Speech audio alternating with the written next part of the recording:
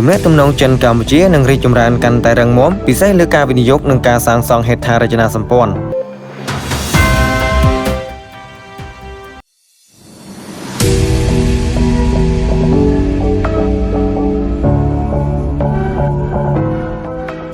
មន្ត្រីជាន់ខ្ពស់ទូតចិនបានលើកឡើងថាទំនាក់ទំនងចិនកម្ពុជានឹងបន្តរីកចម្រើនយ៉ាងរឹងមាំពិសេសលើការវិនិយោគនិងការចូលរួមកសាងហេដ្ឋារចនាសម្ព័ន្ធដើម្បីជំរុញកំណើនសេដ្ឋកិច្ចនៅកម្ពុជាឯកអគ្គរដ្ឋទូតចិនប្រចាំកម្ពុជាលោកវ៉ាងវិនធានបានថ្លែងក្នុងសន្ទរកថារបស់លោកក្នុងខួបលើកទី73នៃការបង្កើតសាធារណរដ្ឋប្រជាមានិតចិនកាលពីថ្ងៃសៅរ៍ថាចិននិងកម្ពុជាគឺជាមិត្តជិតស្និទ្ធនិងជាអ្នកជិតខាងដ៏ល្អចំណងមិត្តភាពរវាងប្រទេសទាំងពីរបានឆ្លងកាត់ការផ្លាស់ប្ដូរនៅលើសកលលោកជាច្រើនហើយក្លាយជាគំរូសម្រាប់ទំនាក់ទំនងអន្តរជាតិលោកបានថ្លែងបន្តថាមិត្តភាពរវាងប្រទេសទាំងពីរត្រូវបានពង្រឹងបន្ថែមយ៉ាងខ្លាំងតាមរយៈការខិតខំប្រឹងប្រែងរួមគ្នារបស់យើងក្នុងការប្រយុទ្ធប្រឆាំងនឹងជំងឺរាតត្បាត COVID-19 ដោយប្រទេសចិនបានក្លាយជាជំនួយយុទ្ធសាស្ត្រពិតប្រាកដរបស់ប្រទេសកម្ពុជាសម្រាប់ការផ្គត់ផ្គង់វ៉ាក់សាំងប្រឆាំងនឹងជំងឺរាតត្បាតដ៏កាចសាហាវនេះនាំមកជួបលោកអ្នកដោយគម្រោងកោះកុង City ជាគម្រោងផ្ទះអាជីវកម្មកណ្ដាលក្រុងកោះកុងចាប់បើកលក់ហើយចម្ងាយត្រឹមតែ100ម៉ែត្រពីផ្សារដងតុងទីរួមខេត្តតែប៉ុណ្ណោះ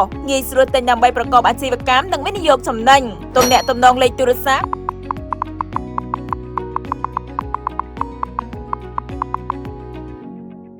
បន្ថែមពីលើនេះលោកបានឲ្យដឹងថាផ្លូវល្បឿនលឿនភ្នំពេញទៅព្រះសីហនុនឹងដាក់ឲ្យដំណើរការជាផ្លូវការក្នុងពេលឆាប់ៗនេះការសាងសង់ប្រលានយន្តហោះអន្តរជាតិសៀមរាបអង្គរកំពុងដំណើរការពេញលេញផលិតផលកសិកម្មកម្ពុជាដូចជាត្រីពោតនិងមៀនត្រូវបានអនុញ្ញាតឲ្យនាំចេញទៅប្រទេសចិនកិច្ចសហប្រតិបត្តិការទ្វេភាគីក្នុងការអនុវត្តច្បាប់និងសន្តិសុខកាន់តែស៊ីជម្រៅលោកវ៉ាងវិនធានបានថ្លែងបន្តថាប្រទេសទាំងពីរនៅតែបន្តគាំទ្រគ្នាទៅវិញទៅមកលើផលប្រយោជន៍រួមហើយទំនាក់ទំនងចិននិងកម្ពុជាបានរីកចម្រើនពីភាពរឹងមាំទៅភាពរឹងមាំកាន់តែខ្លាំងលោកបានបញ្ជាក់ថាខ្ញុំជឿជាក់ថាតាមរយៈការណែនាំជាយុទ្ធសាស្ត្ររបស់មេដឹកនាំនិងការខិតខំប្រឹងប្រែងរួមគ្នារបស់ប្រជាជនយើងសហគមន៍ចិនកម្ពុជាជាមួយនឹងអនាគតរួមគ្នានឹងត្រូវឈានដល់កម្រិតថ្មីមួយទៀតទំនាក់ទំនងទ្វេភាគីរបស់យើងនឹងឈានទៅមុខក្នុងរយៈពេល65ឆ្នាំខាងមុខនៃការអភិវឌ្ឍយ៉ាងខ្លាំងក្លា